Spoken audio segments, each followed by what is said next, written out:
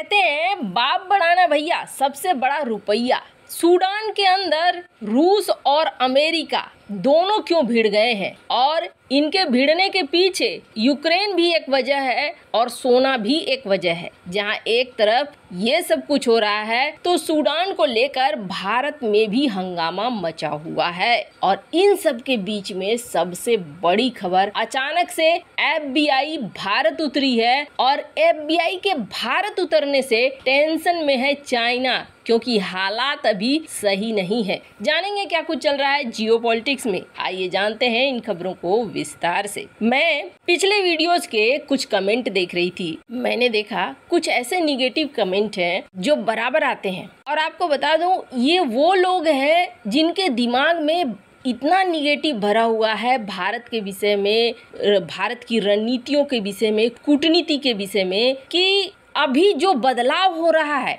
उसे दुनिया मान रही है। IMF मान रहा है, वर्ल्ड बैंक मान रहा है, दुनिया के लीडर्स मान रहे हैं, G7 झुक रहा है, हर चीज हो रही है। लेकिन उन्हें ऐसा लगता है कि भारत अभी भी मूर्ख है और भारत की विदेश नीति अभी भी मूर्खतापूर्ण है। सबसे पहले तो उन्हें आंखें खोलकर अपने अंदर से निगेटिव चीजों को बाहर निकालनी चाहिए और दुनिया को अलग नजर से देखना चाहिए, भारत के पॉजिटिव चीजों को भी देखना चाहिए। ये मेरा खास संदेश है उन निगेटिव लोगों के लिए। खैर, अब आगे बढ़ते हैं कि आखिर सूडान में ऐसा कौन सा खेल चल रहा है। तो वैसे आप देखेंगे ये हमारा भारत है और भारत से इधर अफ्रीका में पड़ता है सूडान। सूडान की भौगोलिक संरचना देखेंगे ना, ऐसे तो सूडान दो पार्ट में बट गया है, एक ये सूडान है और एक ये दूसरा है साउथ सूडान। अगर दोनों को मिला देते तो अफ्रीका के ये बड़े देशों में से आता था। और सूडान को लेकर बहुत ज्यादा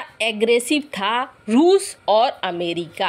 अभी क्या हो रहा है, अभी यहाँ पर बहुत ज़्यादा बवाल कट रहा है। ऐसी फुटेज, ऐसी चीज़ें निकल कर सामने आ रही है जिसमें दिख रहा है कि सूडानी आर्मी और सूडानी आर्मी का एक बटालियन, ये दोनों आपस में भिड़ रहे हैं। चारों तरफ लाश बिखरी पड़ी है और सिर्फ इतना ही नहीं हो रहा है, बल्कि अमेरिकी राजदूत के काफिले पर भी हमला हो गया है। सूडान की राजधानी है खार्तूम और खार्तूम की सड़कों पर लाशें बिखरी पड़ी हैं। इन शवों को दफनाने वाला भी कोई नहीं है। लड़ाई इतनी भीषण है कि सूडानी सेना और जो बटालियन है रैपिड सपोर्ट फोर्सेज आम नागरिकों पर भी हमला करने से चूक नहीं रहे हैं। सूडान में यूरोपीय यूनियन के राजदूत के आवास पर भी हमला हो गया है। इसके अलावा अमेरिकी दूतावास के काफिले को भी निशाना बनाया गया है। खार्तूम के निवासियों को चेतावनी दे दी है कि घर से बाहर नहीं निकलो, घर से बाहर निकलोगे तो अपनी जान खुद संभाल लेना। ऐसे में सार्वजनिक जगहों पर लोग जल्दी निकल नहीं रहे हैं। आपको बता दें, किसी तरीके से मंगलवार शाम से 24 घंटे का संघर्ष विराम करने के लिए दोनों पक्ष तैयार हुए हैं, पर अब ये कितना देर तक चलेगा कहना मुश्किल है। जो आंकड़े निकल के आ रहे हैं, 185 से अधिक लोग मारे गए हैं, वहीं 1800 से ज्यादा लोग घायल हुए हैं। और आपको बता दें, मरने वालों में UN के सहायता कर्मी भी हैं। वैसे तो अंतर्राष्ट्रीय एजेंसियां कहती हैं कि ये आंकड़े बहुत कम हैं, आंकड़े असल में बहुत ज्यादा हैं। खार्तूम में खास तौर पर सूडानी सेना और वायुसेना एयर स्ट्राइक पर भी उतर गई है। राजधानी के सड़कों पर टैंक और दूसरे बख्तरबंद वाहनों को देखा जा रहा है। और सिर्फ इतना ही नहीं है, स्थानीय लोग खाने के लिए, पानी के लिए भी संघर्ष कर रहे हैं। लोगों को इलाज और दवाइयां भी नहीं मिल पा रही है। अस्पतालों में घायलों की भीड़ भरी हुई है। ये सब कुछ यहाँ पर हो रहा है। अमेरिका के काफिले जब हमला हुआ तो अमेरिका एकदम से तिलमिला गया और अमेरिकी विदेश मंत्री ने सूडानी अधिकारियों से बातचीत की। अब असल मामला क्या है, तो इस मामले को समझिए। सूडान के अंदर रूस ने एक बेस बनाया। रूस ने जो ये बेस बनाया, ये कुछ इस इलाके में है और रूस के इस बेस में सब कुछ तैनात होगा। करीब 300 से ज्यादा सैनिक, उसके अलावा रडार सिस्टम, उसके अलावा आसपास में जो पानी वाले क्षेत्र होंगे वहाँ युद्धपोत। इस तरीके से रूस ने इस इलाके पे एक तरीके से अपना बेस बना लिया और ये अमेरिका को मंजूर नहीं था। इसके अलावा रूस ने ऐसा किया कि सूडान में न सिर्फ बेस बनाया बल्कि सूडान से ये सोना निकलवाने लगा। सूडान में सोना भरमार है। आप देखेंगे ऐसे देश जहां बहुत ज़्यादा खनिज है, बहुत ज़्यादा कीमती चीज़ें हैं, वहां ऐसे ही हालात बने हुए हैं। दो सुपर पावर यहाँ पर घुस जाते हैं और घुसकर यहाँ के आम लोगों को लड़वा देते हैं, खुद उस खनिज को उठाकर लेकर चल देते हैं। यही पद्धति इनकी चल रही है। रूस यहाँ से सोना निकाल रहा था और सोना बड़ी मात्रा में ले जा रहा था। अमेरिका ने इस चीज को लेकर कई बार कहा भी कि सूडान से रूस बहुत ज्यादा सोना निकाल रहा है और ये सोना उसे यूक्रेन युद्ध में मदद कर रहा है।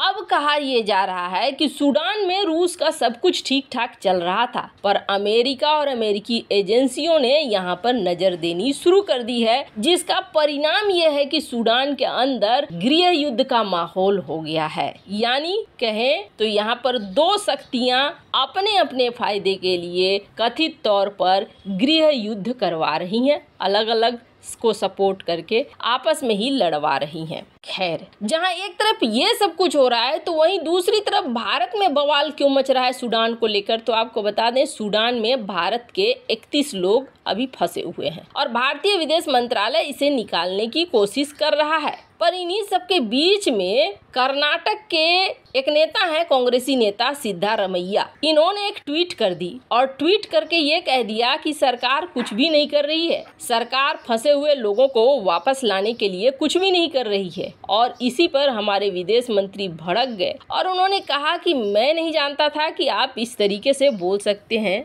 आपके इस राजनीति से मैं एकदम से हैरान रह गया हूँ, ऐसे समय में भी आप इस तरीके की राजनीति करते हैं। खैर, जहाँ एक तरफ ये सब कुछ हो रहा है तो वहीं दूसरी तरफ अमेरिका ने अब चाइना को चौंका दिया है। अमेरिका ने जो काम किया है इसकी उम्मीद चाइना ने बिल्कुल भी नहीं की होगी। इस साल एक इंटरनेशनल रिपोर्ट में दावा किया गया कि चीन के साथ जब झड़प हो रही थी तो अमेरिका की तरफ से भारतीय सैनिकों को रियल टाइम जानकारियां दी जा रही थी। भारतीय सैनिकों को पीएलए के सैनिकों को खदेड़ने में इससे काफी मदद मिली। वैसे व्हाइट हाउस ने प्रेस कॉन्फ्रेंस के दौरान इस खबर की पुष्टि करने से इनकार कर दिया था। भारत की तरफ से भी इसकी पुष्टि नहीं की गई थी। ऐसा माना जाता है कि इस तरह के खुफिया ऑपरेशन को लेकर ज्यादा जानकारियां सार्वजनिक नहीं की जाती हैं। वहीं अब अचानक से FBI पहुंचा हुआ है और कहा जा रहा है कि भारत और अमेरिका के FBI के बीच में कुछ अहम समझौते होने वाले हैं, जिससे दोनों देशों की खुफिया सेवाएं